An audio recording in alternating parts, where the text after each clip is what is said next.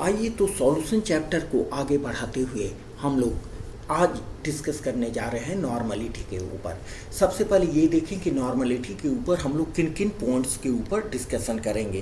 The first one is definition of normality and its unit. Second is different expression. Third, normality का density के साथ relation. Fourth, molarity के साथ relation. Next, normality of dilution, normality of mixing and then different types of numericals. ठीक है, तो सबसे पहले देखें definition of normality.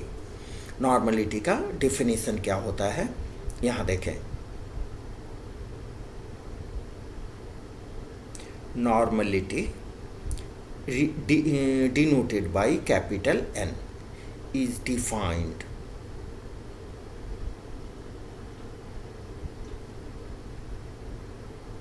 as the number of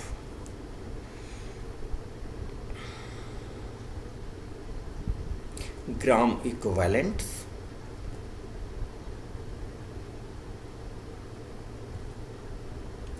of solute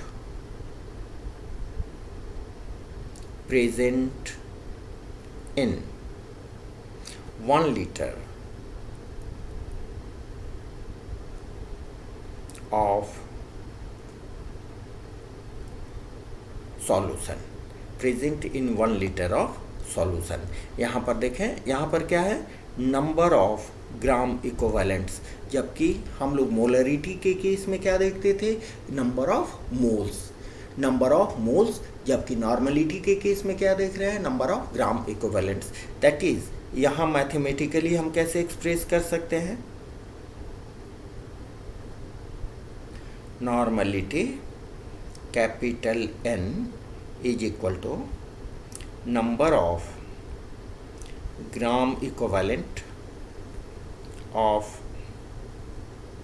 solute divided by volume of solution in liter। ठीक है, ये आपका रहा basic expression, basic expression normality का।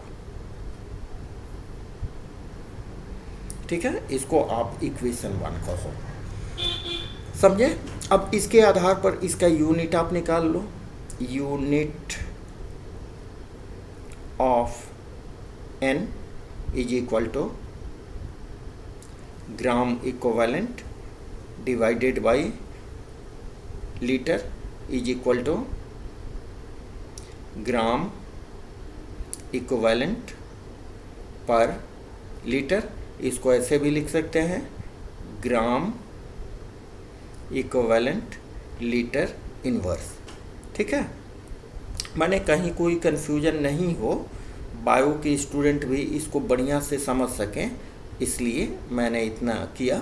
यहाँ क्या है, लीटर को ऊपर ले गए हम तो इनवर्स हो गया।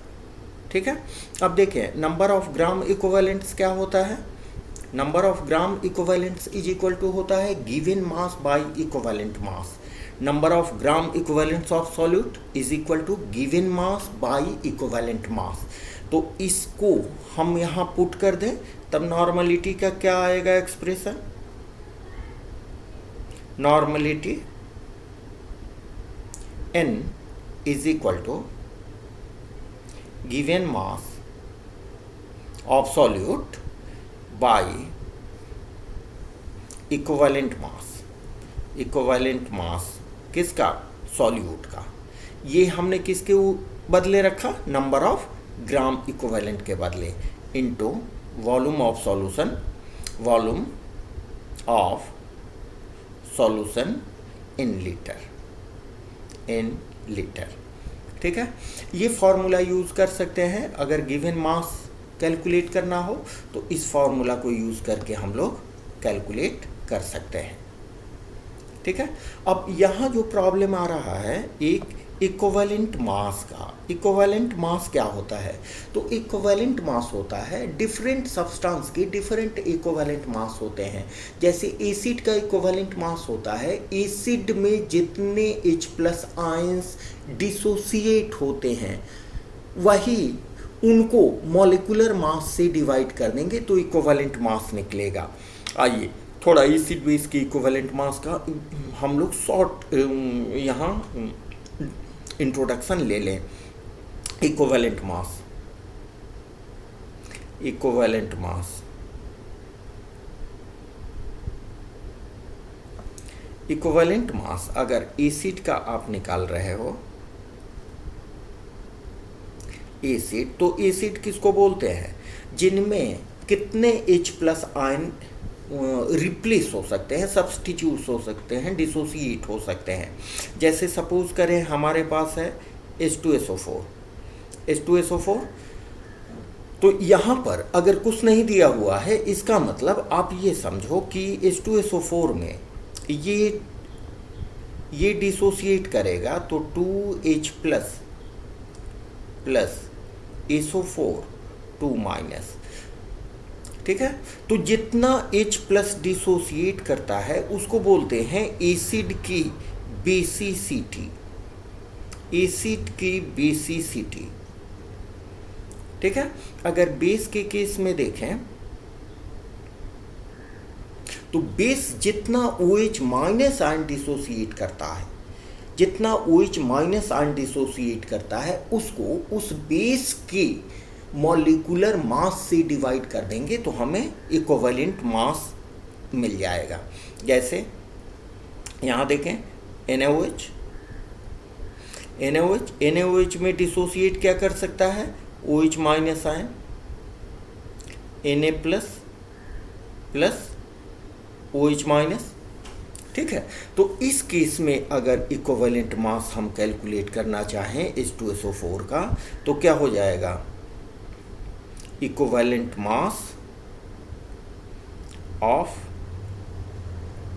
H2SO4 is equal to molecular mass, 2 hydrogen है तो 1 into 2 plus sulphur 32 plus oxygen 16 into 4, 2 plus 32 plus 64 is equal to 98। Equivalent mass क्या हो जाएगा? Equivalent mass is equal to 98 divided by, इसमें कितने हैं dissociable? 2 hydrogen H plus ions हैं, उससे हम डिवाइड कर देंगे तो हो जाएगा 49, ठीक है। अगर एक रिप्लेस कर रहा है तो एक से डिवाइड करेंगे, 3 रिप्लेस कर रहा है, 3 हाइड्रोजन निकल रहे हैं तो 3 से डिवाइड करेंगे। यहाँ पर देखें इसका इक्विवेलेंट मास क्या हो जाएगा? Equivalent mass of NaOH, NaOH का मॉलिक्यूलर मास कितना हो जाएगा? 23 plus 16 plus 1 is equal to 40। Equivalent mass क्या हो जाएगा? Equivalent mass is equal to molecular mass divided by, ये बेस एक OH माइनस आयन डिसोसिएट कर रहा है तो बेस एसिड को न्यूट्रलाइज कर रहा है, इसलिए ये हो जाएगा इसकी एसिडिटी। जितनी एसिडिटी होती है उससे डिवाइड कर देंगे। एसिडिटी कितनी हुई? 1, डिवाइड कर देंगे 1 से तो ये हो जाएगा 40। अगर 2OH निकल रहा हो आप 2 से डिवाइड करो, ठीक है। वैसे हमने equivalent number of gram equivalent और नंबर ऑफ मोल्स के ऊपर पिछला वीडियो हमने बना दिया है, उसको डिटेल में देखने के लिए आप देख सकते हो। यहाँ सॉल्ट के केस में क्या देखते हैं? सॉल्ट के केस में इक्विवेलेंट मास कैसे निकालेंगे? मॉलिक्यूलर मास को या फार्मूला मास को सॉल्ट में कैटायन या एनायन के ऊपर, कैटायन या एनायन के ऊपर जितने चार्ज होते हैं उससे डिवाइड कर दें।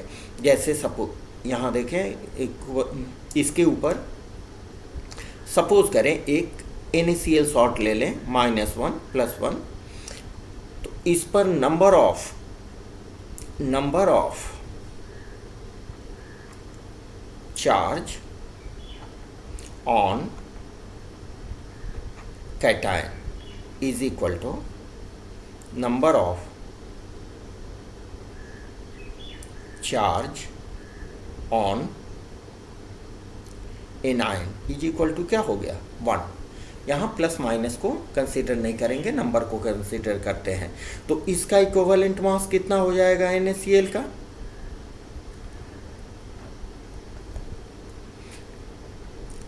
Equivalent mass is equal to molecular mass by charge on cation या एनायन। तो इसमें हो गया 1। तो सोडियम का हो गया 23 प्लस क्लोरीन का 35.5 इज इक्वल टू 58.5। 1 से डिवाइड कर दें तो ये हो गया 58.5। ठीक है, ये हो गया इसका इक्विवेलेंट मास। तो इक्विवेलेंट मास हम ऐसे कैलकुलेट कर सकते हैं। आपको जब इक्विवेलेंट मास मिल गया, ठीक है, तब आप नॉर्मलिटी आसानी से कैलकुलेट कर सकते हो। समझे? अब गिवन मास को हम मान लेते हैं W और इक्विवेलेंट मास को मान लेते हैं E। ठीक है, और ये जो एसिडिटी है, बेसिसिटी है, एसिडिटी है और number of charge on cation और एनायन, इन तीनों के लिए हम लोग एक कॉमन फैक्टर मानते हैं, एन फैक्टर। एन फैक्टर पिछले वीडियो में हमने डिटेल में इसको बताया है, आप देख लेना। तो एन फैक्टर, यहाँ एन का वैल्यू क्या हो गया? एन का वैल्यू यहाँ पर हो गया, यहाँ पर एन का वैल्यू हो गया 2, जबकि यहाँ पर एन का वैल्यू क्या हो गया? एन का वैल्यू हो गया जो एसिडिटी है 1, जबकि यहाँ पर भी एन का वैल्यू हो गया 1। समझे? तो नॉर्मलिटी को आप लिख सकते हो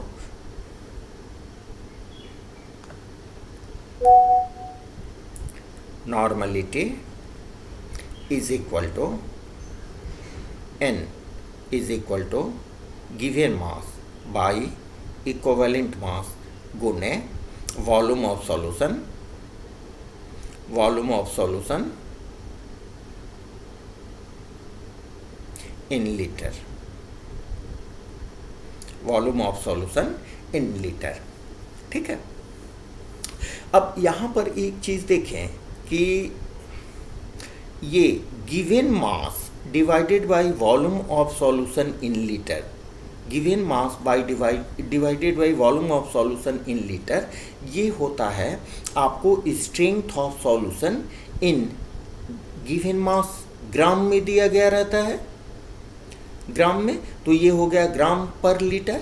इसको बोलते हैं strength of solution, strength of solution in gram per litre. तो इसके W/V सॉल्यूशन इन लीटर के बदले हम लिख सकते हैं strength of solution in gram per litre. तो N इज इक्वल टू क्या हो जाएगा? 1/E into strength of solution, किस चीज में? इन ग्राम पर लीटर। ठीक है, अब इस फॉर्मूला को हम यूज कर सकते हैं और strength of solution in gram per litre is equal to हम लिख सकते हैं normality multiplied by equivalent weight. एक बहुत सुंदर सा इक्वेशन हमको मिला। देखिए, आप डायरेक्ट स्ट्रेंथ निकाल सकते हो अगर नॉर्मलिटी और इक्विवेलेंट वेट आपको दिया गया हो। इक्विवेलेंट वेट कैसे निकाल लेंगे? हम मॉलिक्यूलर मास से एन फैक्टर, मॉलिक्यूलर मास को एन फैक्टर से डिवाइड कर देंगे तो हमको निकल जाएगा इक्विवेलेंट वेट। हैं, यहाँ लिख लें equivalent weight is equal to molecular mass by N. ठीक है, तो ये आसानी से हम लोग कैलकुलेट कर सकते हैं। अब देखें, नॉर्मलिटी के इक्वेशन में यहाँ हमने लीटर में लिया है, वॉल्यूम को लीटर में लिया है। अगर मिलीलीटर में दिया गया हो, यहाँ देख लें। Next,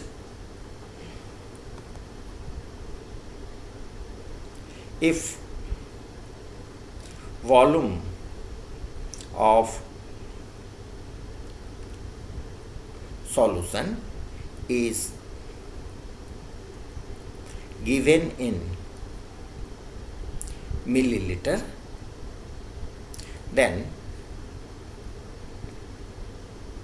normality is equal to given mass by equivalent mass into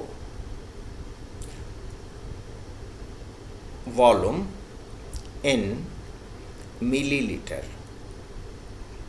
यहाँ मिलीलीटर को आप 1000 से डिवाइड कर देंगे तो लीटर में कन्वर्ट हो जाएगा, नीचे 1000 आएगा तो ये चला जाएगा ऊपर, ठीक है। और इक्विवेलेंट मास को आप क्या लिख सकते हो, W इंटू 1000 डिवाइडेड बाई, ये मॉलिक्यूलर मास को m से रिप्रेजेंट कर रहे हैं यहाँ पर, divided by n factor into volume in millilitre, ठीक है। देखिए ये एक इक्वेशन आपको मिला,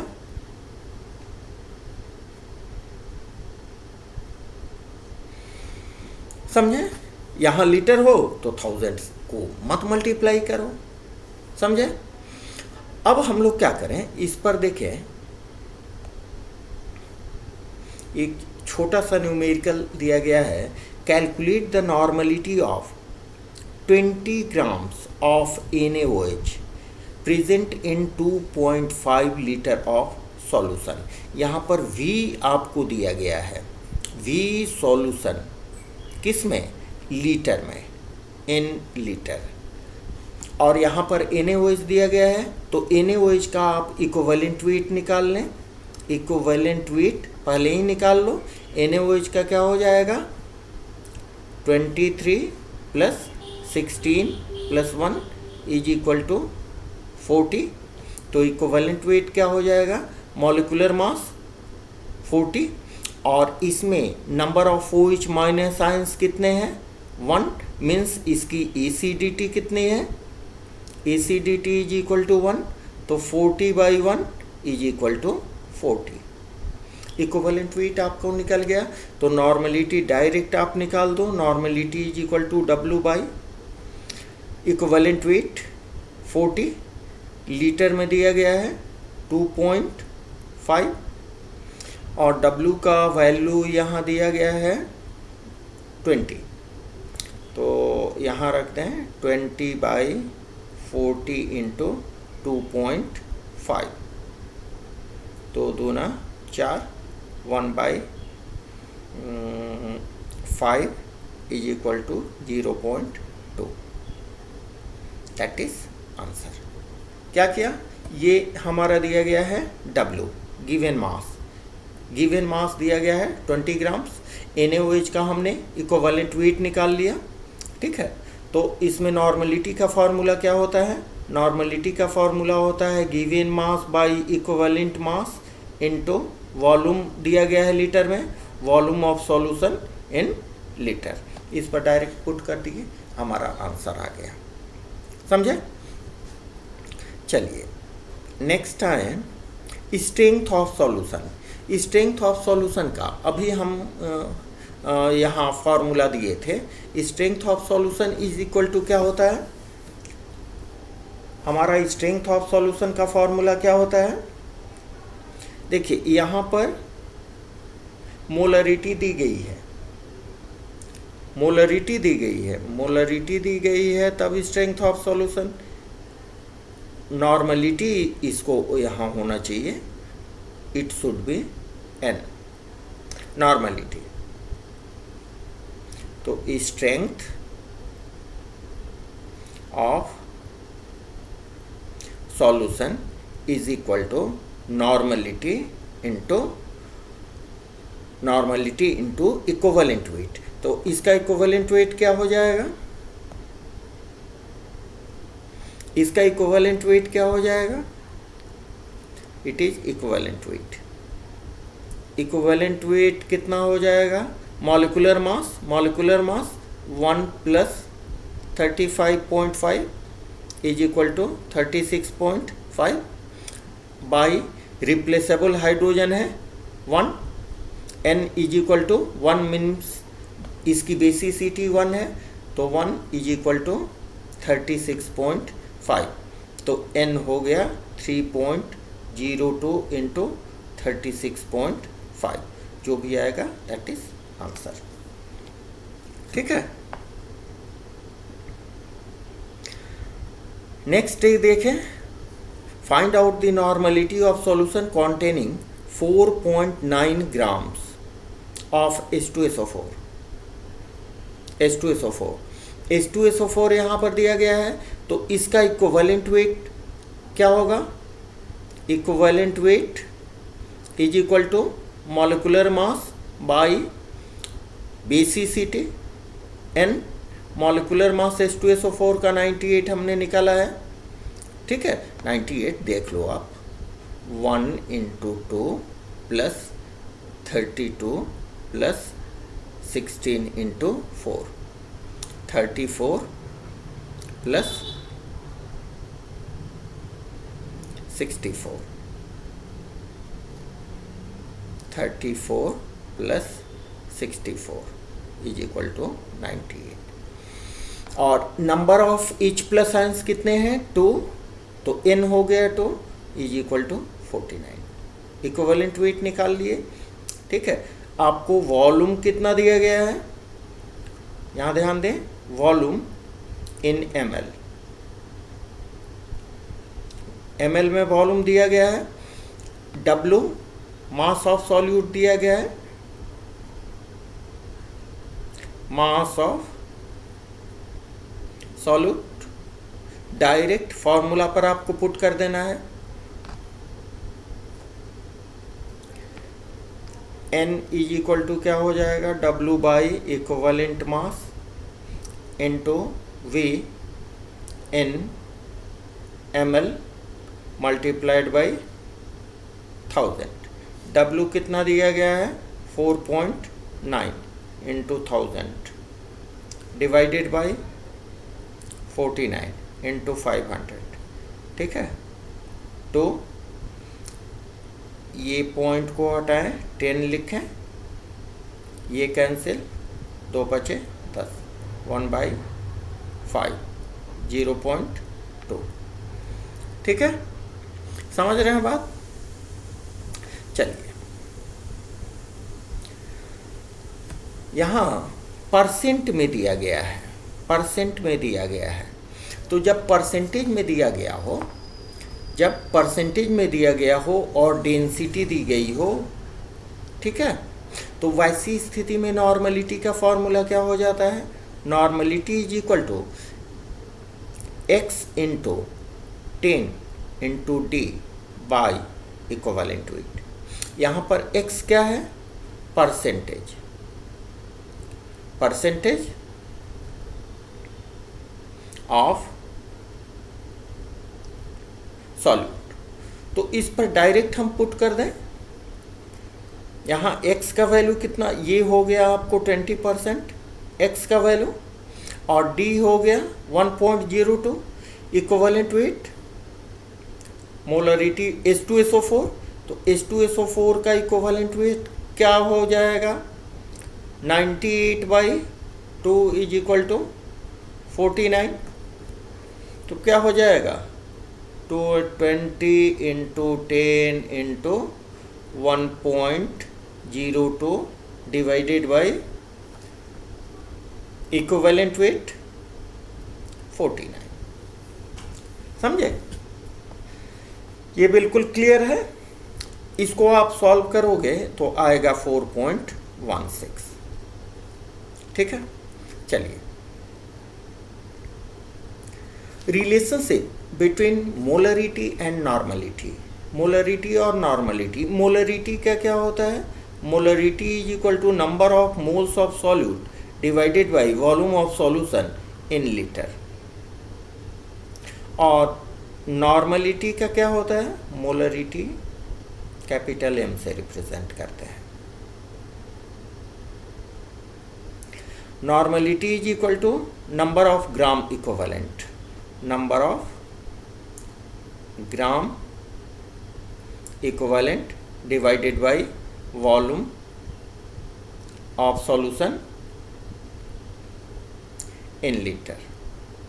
ठीक है, number of moles is equal to क्या होता है, given mass by molecular mass into volume of solution in litre.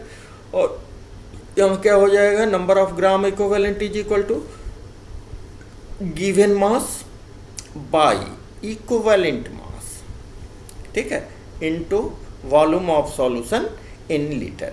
Equivalent mass को अब आप एक्सपेंड करेंगे तो equivalent mass is equal to क्या होता है, molecular mass by N factor. हमने बताया कि बेसिसिटी अगर एसिड के केस में होगी तो उसकी basicity means number of replaceable hydrogen atom, base के केस में होगा तो number of OH minus ion which can be dissociated, ठीक है, इनटू वॉल्यूम ऑफ सॉल्यूशन। आप चाहो तो इसको ऐसे लिख दो, N इज इक्वल टू क्या हो जाएगा, W into N by M into V। It is equation 1 and it is equation 2। Dividing equation, dividing 1 by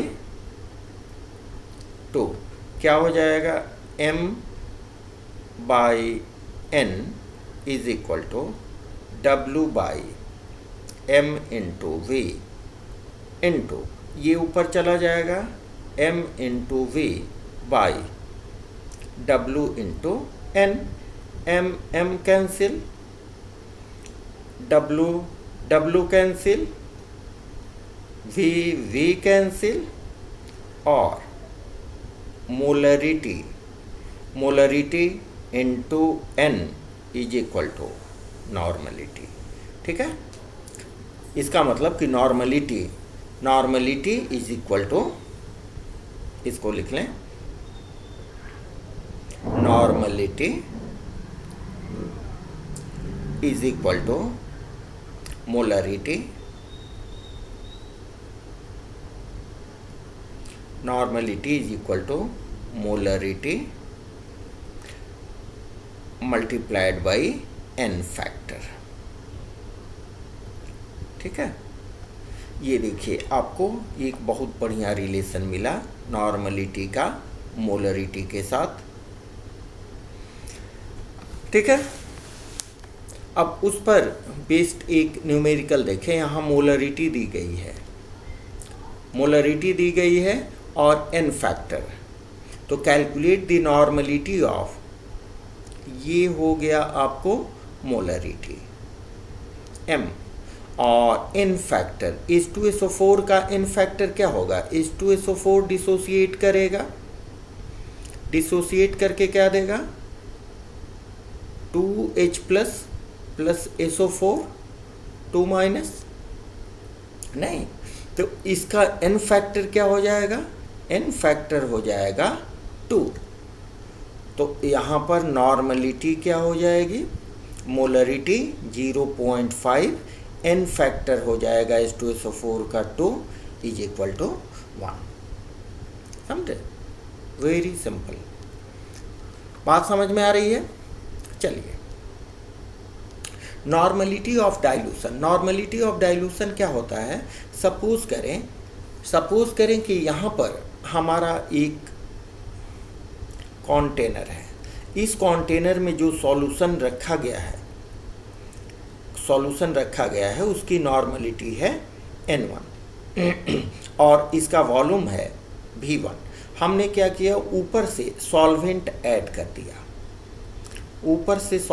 add कर दिया, तो नेचुरली इसके वॉल्यूम में भी चेंज होगा, वॉल्यूम भी बड़ा हो जाएगा और नॉर्मलिटी भी चेंज होगी। सपोज करें इसका नॉर्मलिटी आपको हो गया N2 और इसका वॉल्यूम हो गया V2।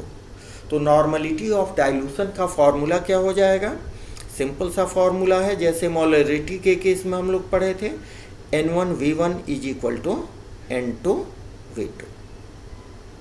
ठीक है, इसमें से कोई 3 आपको अगर मालूम है तो fourth you can easily calculate. समझ रहे हैं? चलिए इस पर एक ठो छोटा सा सवाल देख लें। यहाँ देखिए 50 ml calculate the normality. 50 ml है, means V1 is equal to 50 ml और N1 आपको दिया गया है 0.5 N। इसको डाइल्यूट किया गया है 500 ml तक, मीन्स V2 आपको दिया गया है। ठीक है, तो calculate the normality.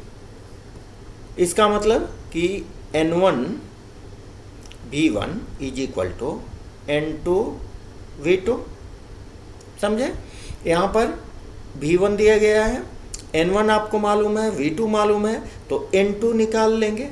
N2 is equal to N1 V1 by V2 is equal to कितना हो जाएगा? N1 0.5, V1 कितना हो गया?